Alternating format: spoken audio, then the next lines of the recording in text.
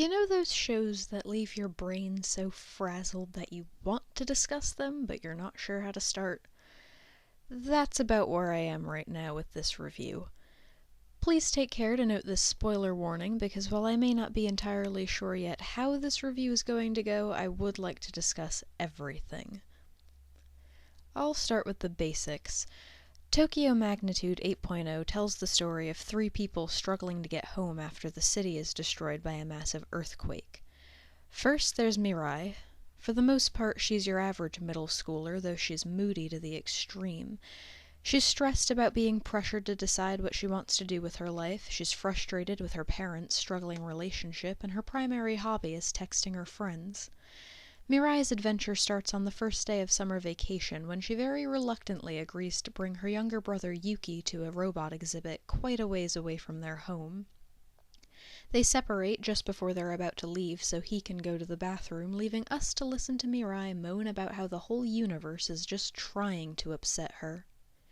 She sends a text reading "The whole world can fall apart for all I care," and, of course, immediately afterwards the earthquake hits. Our third protagonist in this story is a young woman named Mari, who helps Mirai locate and rescue her brother once the dust settles. Surrounded by utter chaos and heading in the same direction, the three make a promise to stick together until they reach home. As I mentioned, my thoughts aren't spectacularly well put together right now, but I'm going to try to break each topic down, one by one. First, the characters.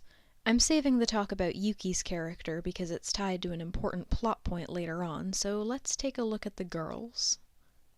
Mirai struck me as a very easy character to dislike, so I made a point of trying to understand her, and in the end it wasn't that difficult. The very first episode does a pretty good job of explaining her character. At a glance, it's easy to be impatient with her gloomy angstiness. She has friends, she goes to a good school, her family's not rich and her parents work a lot, but they aren't noticeably struggling. Her main problem is that she's in that awkward stage of not quite adulthood. She feels like she's been given too many responsibilities to still be treated like a kid, and ultimately Mari manages to win her over because she's the only one who notices and apologizes for unintentionally undermining her maturity. Speaking of, Mari's character really took me by surprise. Originally, I'd characterized her to be much younger, an older teenager and not an actual adult. I could quickly see where her involvement with the story was going. I pictured her as an awkward sort of leader, but it turned out Mari was very good with the children. She herself had a young daughter at home, and throughout the whole ordeal she did a great job of staying positive and keeping the panic under control. The whole time she was in control and kept Mirai and Yuki on track, constantly putting them above herself even though she barely knew these kids. In fact, Mari is probably one of the most admirable anime characters I've ever seen. Now, in general, I watch a lot of fantasy. It's only every once in a while that I'm drawn to something more real like this. It's my understanding that Tokyo Magnitude 8.0 was created after the release of a scientific report that declared it was very possible that Japan could be hit by an earthquake of this caliber within the next 30 years. The creators were trying to make this show as realistic as possible. We know them as our main characters, but if we're looking at the big picture, Mari, Yuki, and Mirai are just three of any of the thousands who are potentially separated from their families by this sort of disaster. Tokyo Magnitude 8.0 gives us a close-up look at two of those stories, but this anime shows that there are countless others. As our protagonists struggle to return to their hometowns despite harsh weather conditions, fires that refuse to be extinguished, and aftershocks that are still strong enough to bring down buildings, everywhere they go, they encounter the sick, the injured, the dead, and their grieving families. I feel like this show really excelled at characterizing humanity in general, because it really does try to show this from every side. Initially, when everyone is the most panicked, for every Mari out there who's willing to sacrifice her own interests and well-being for the sake of someone else, there's also that random asshole who's willing to step on everyone around him to secure his own safety. And we see a lot of both. Granted, as the story progressed, we began to see more and more of the volunteers who banded together in the face of this disaster to help others. This show did many things very well in terms of making it as realistic as possible. The animation had its priorities straight. The character designs weren't all that flashy, but that was the point.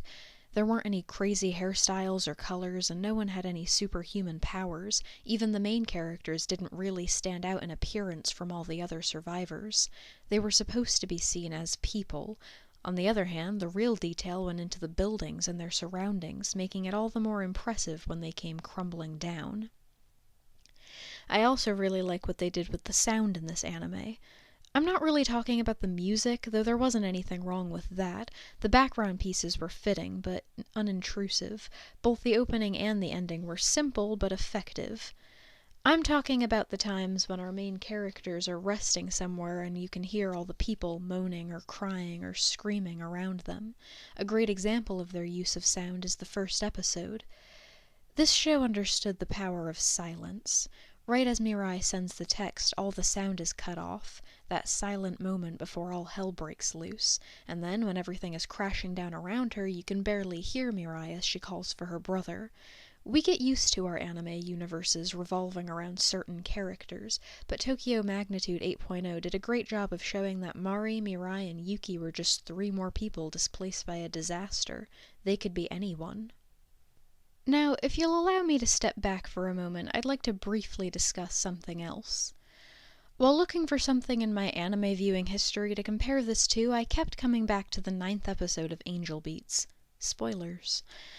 Overall, I wasn't a huge fan of Angel Beats, but it did have some striking moments. This was the episode where we found out how the main character, Otonashi, died. Angel Beats takes place in the afterlife, so unless you'd neglected to watch the previous 8 episodes, you knew he was going to die. Unless you came into Tokyo Magnitude 8.0 without knowing even the most basic premise of the plot, you knew the earthquake was going to hit. But it didn't stop that moment of dread right before it happened. Just like knowing Otonashi would die didn't stop it from being depressing that he died just as the rest of his group was rescued. Similarly, the week Otonashi was trapped in the tunnel with the other passengers reflected all the images of despair our trio passed in the aftermath of the earthquake. I spent the whole time just waiting for something bad to happen, and yet it still managed to catch me off guard when something did. Which brings us to Yuki's character. This boy isn't just a happy little kid. He's like the epitome of childhood innocence. Constantly upbeat and optimistic, he loves his sister despite the way she treats him. All he really wants is for his whole family to get along and be happy. And for a while it honestly looked like all 3 were going to make it out of this just fine. Despite some close calls, this story is all about hope and optimism in the face of despair. Can you blame me for predicting a happy ending? But no. Early on, Mirai and Yuki barely make it to safety when an aftershock brings the Tokyo Tower crashing down. Hit by falling debris, Yuki sustains a concussion, but he never complains so he won't slow them down, and given their circumstances, he never gets the proper rest he needs. By the time the head trauma is causing serious problems and he's rushed to the hospital, there's nothing the doctors can do and Yuki dies. And nothing anyone says will ever convince me that the writers didn't know exactly what they were doing. I'm not saying it wouldn't have been tragic if it had been Mirai or Mari who died instead, but Yuki's character was just so overwhelmingly innocent. The creators definitely knew whose death would hit their audience the hardest. What happens next can be looked at a few different ways. I tend to lean towards the more psychological route, that the shock of her brother's death was too much for Mirai, so she believed that she still saw him, that it was all in her head. I think the official reasoning is leaning towards the supernatural, though, that Yuki's ghost actually did remain on Earth so they could really make it home together. Once they do make it home and Mirai is reunited with her parents, Yuki fades away. And I really give the show a lot of credit for not stopping there. They go on to show the family grieving and the city being rebuilt, and we see a heartbreaking montage of Yuki's short life. And I can't even stand to linger on this topic. Okay, so here's where you learn from my mistake. Most of the episodes kinda just drop off, making it very easy to immediately go on to the next one. I marathoned the majority of the series in one night. It is only 11 episodes long. And then I realized it was nearly midnight and I had to get up to go to work the next morning, so of course I finished it as soon as I got home the next day. Here's my advice. Don't watch the last 2 episodes right before your family is about to go out to celebrate your dad's birthday. You end up like me, hurrying to make it look like you weren't just crying like an insane person over the death of a character that you've known for less than 24 hours. There's a time and a place for this show, and right before you have to attend some family gathering isn't it.